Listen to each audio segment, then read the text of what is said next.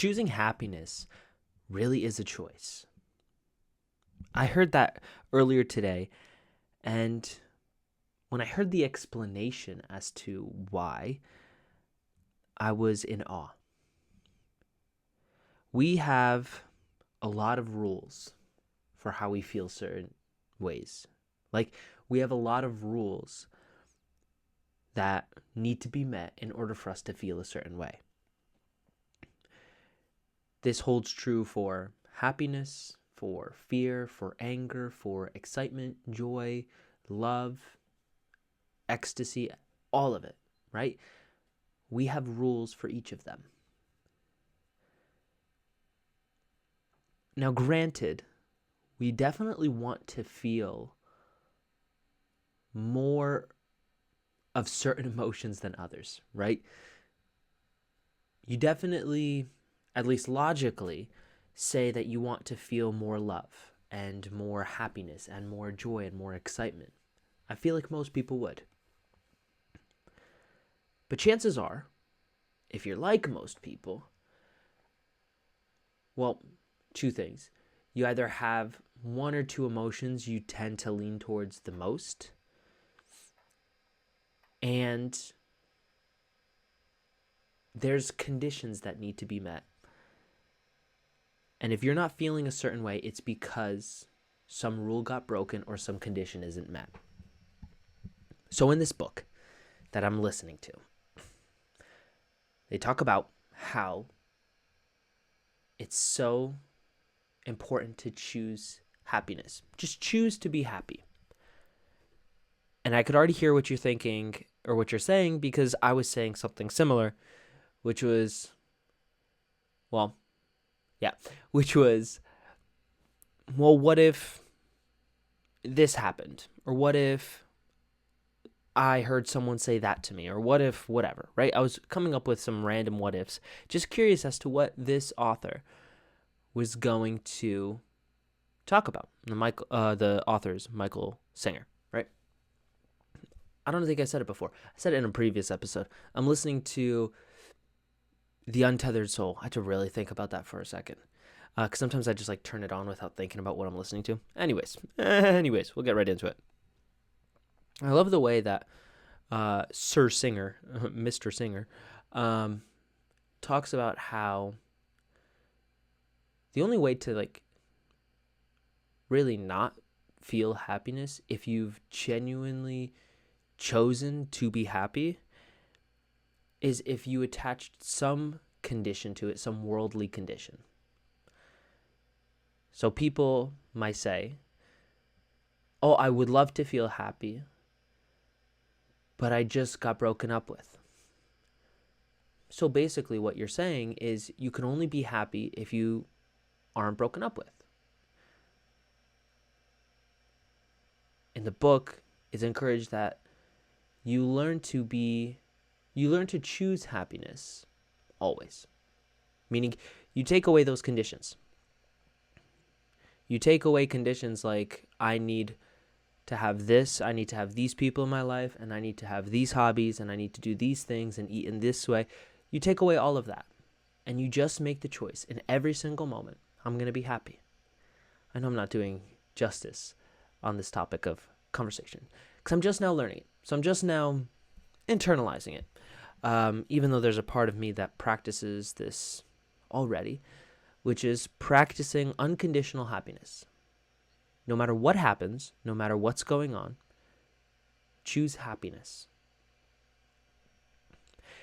It doesn't mean that tough times won't come. It doesn't mean that hard things won't happen. It's actually the opposite. Hard things are guaranteed to happen in your life. You get to choose how you respond. I want to choose. I don't even want to say I want to choose. I choose to be happy. Period. It doesn't matter what the conditions are. It doesn't matter what life throws at me. It doesn't matter what I'm going through. I will find happiness. Yeah, I will have reactions. I'll have moments. But as a baseline, I will choose happiness. When I told you earlier that people have an emotion they tend to lean towards. I've heard it referred to as an emotional home. So, for example, if you talk to someone who says that all they really want to feel is love, but 7 times out of 10 times that you're talking to them, they are stressed, or they're angry, or they're complaining,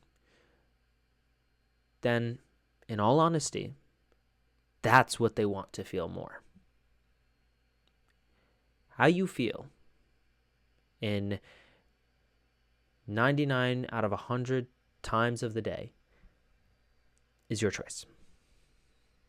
Yes, you will have reactions, but what happens after the reaction, that's on you. That's on you to choose. Do you choose happiness, or do you choose fear? Do you choose love, or do you choose fear? I used to have the emotional home. I want to just let you know, I wasn't always the way I am now. I have had the emotional home of anxiety and stress. That's what I used to return to the most. And it's not because I loved feeling those ways. It actually felt very uncomfortable. The thing is, it was also very familiar. I was very certain that I could feel that way. I would know what it would feel like. So although it was a little bit painful, a little uncomfortable, it was something I knew. And the language I used encouraged that. I would talk about my anxiety, calling it that, my anxiety. I would talk about whatever it was that was stressing me out, and I would just go on and on about all these things until I realized long ago that I don't want to feel that way anymore. I don't want to feel the anxiety. That became a choice where I didn't quite know what I was wanting to feel then. Last year it was love. It still partly is, but I think it's also growing. Where was I going with that? I don't know. Feeling love. Feeling love was a choice last year. The whole start of this show, the whole start of all these episodes was me wanting to experience love. Every type of love. And I'm still on that mission, that journey now, where I'm just looking for different ways to love. And it's been an awesome journey. I used to have that emotional home of anxiety. I know what it's like. But I also know that the real me is just the one that notices the anxiety, notices the things that causes the anxiety, and is just noticing. It's just aware. I've detached myself from that. I've detached myself from the experiences and the memories, and I've become the one who has the memories, who notices the memories, notices the experiences, notices the emotions. I don't always remember to take this step back, but it's something I'm practicing, because the more I take that step back, the more I remember who I really am.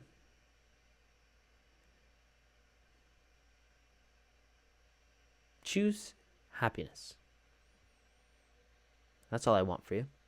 Choose happiness and choose love. Because love, that's always cool. That's always fun. It could be a roller coaster, but in the end, it's always worth it. Yeah, we'll stop it there. I know this one was a little bit chaotic. If you made it this far, good on you. Congratulations. You have the attention span of a god or goddess. And? Anyways, until we meet again, just remember to always fill up with the love. And I look forward to seeing you in the next one. I love you.